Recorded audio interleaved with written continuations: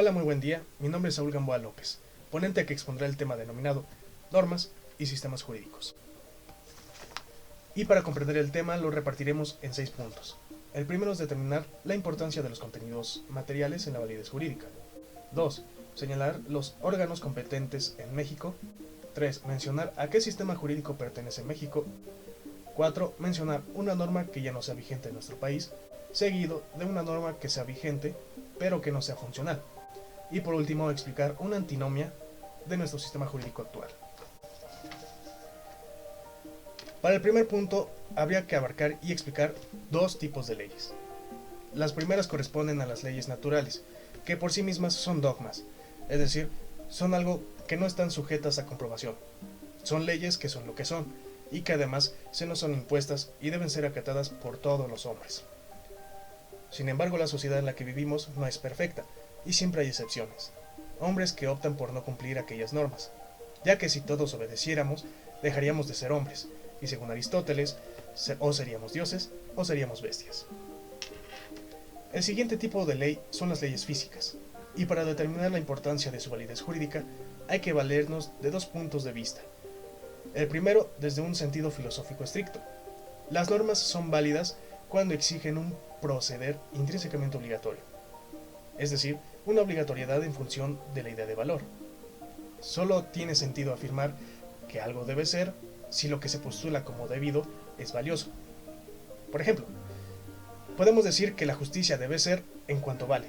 Si careciese de valor, no entenderíamos por qué su realización se encuentra normativamente prescrita, por lo que la validez de las leyes físicas se halla supeditada a lo empírico. Sin embargo, el jurista García Maínez dice que la fuerza obligatoria de las normas del derecho no depende de la justicia intrínseca de lo prescrito, sino de ciertos elementos de orden extrínseco relativos a la forma de creación de cada precepto, que es la forma o desarrollo del proceso legislativo. La Constitución estatuye qué reglas debe observar el legislador ordinario cuando legisla. Cuando aquellas exigencias han quedado cumplidas, el precepto legal es válido. Pasemos ahora al segundo punto. Los órganos competentes en México son la Suprema Corte de Justicia de la Nación, el Tribunal Federal Electoral, los tribunales de circuito, los juzgados de distrito, el Jurado Federal de Ciudadanos, el Consejo de la Judicatura Federal, que se encarga de administrar y vigilar el poder judicial de la Federación, y los funcionarios judiciales auxiliares. En cuanto al tercer punto, he de explicar que México tiene un sistema jurídico romano canónico, neorromano o romano germánico.